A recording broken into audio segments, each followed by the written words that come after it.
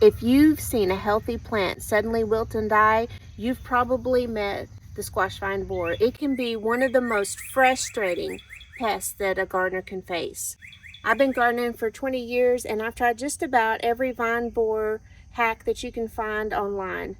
Some of them sound convincing. I'm here to tell you what works and what hasn't. Myth number 1 is wrapping the stem in foil. This sounds convincing, especially because the information out there says that the vine borer moth will lay its eggs at the base of the stem. Unfortunately, it just doesn't work. I've seen eggs 5 feet up a vine, on leaf stems, on budding blossoms. Seems like the moth just hasn't been reading the garden blogs. The larva will eat its way down the main stem to the base.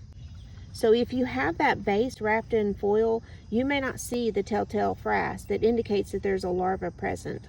Another issue is that the moth will simply lay its egg above where the foil is wrapping the stem. So for me, this is one of those tricks that simply doesn't work.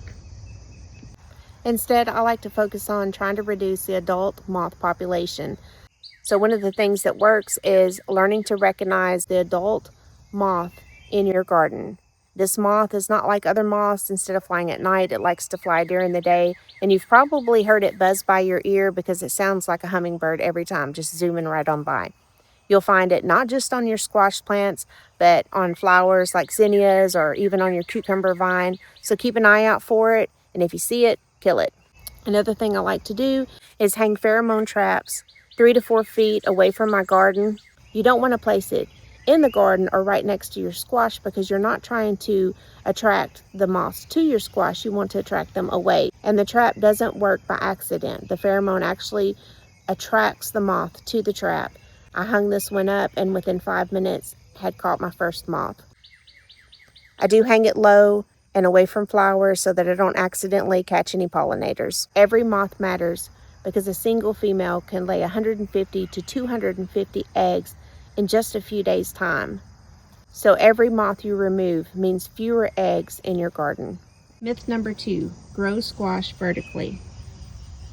Never really understood why this method has become so popular. The theory is that if you grow the squash vertically, the vine somehow becomes tougher and harder for the vine borer larva to penetrate.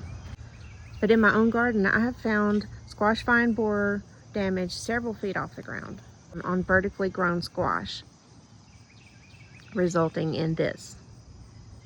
Growing squash vertically has a lot of advantages, like better airflow, saving space in your garden, and even easier harvesting. But it just doesn't stop the squash vine borer. I've had better luck spraying the stems with spinosad every few days or once a week during vine borer season.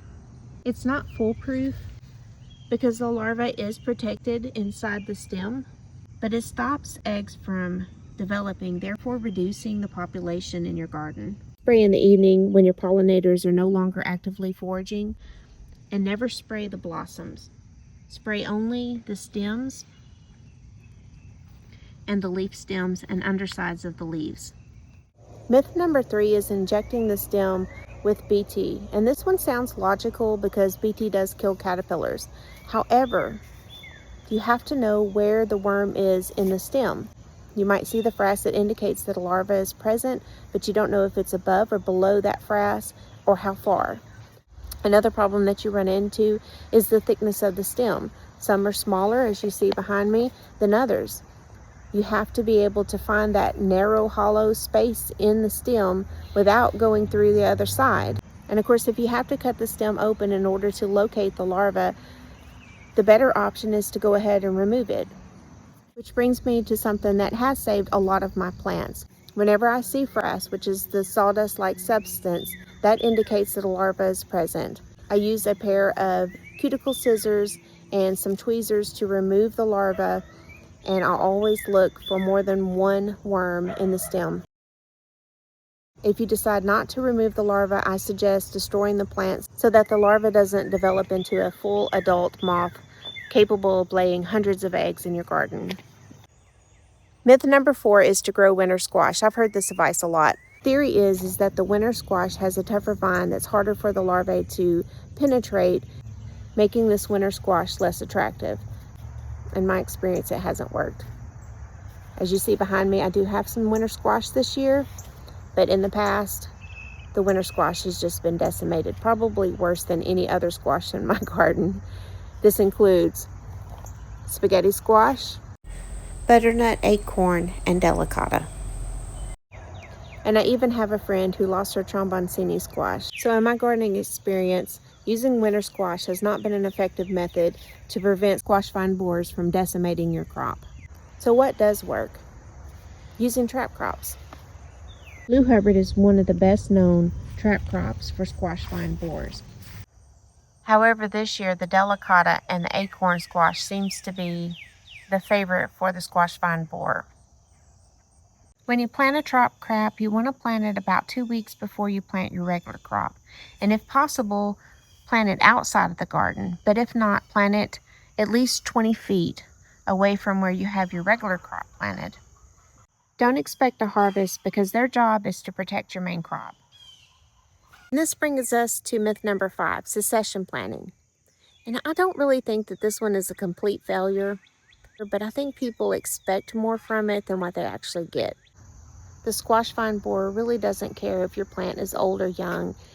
It's going to lay its eggs on both plants, and sometimes the younger plants will fail before the older ones do. With succession planting, you have to have a lot of space in your garden because you're going to have to plant every couple of weeks. If you have a heavy infestation, some of those plants aren't even going to make it to maturity or production.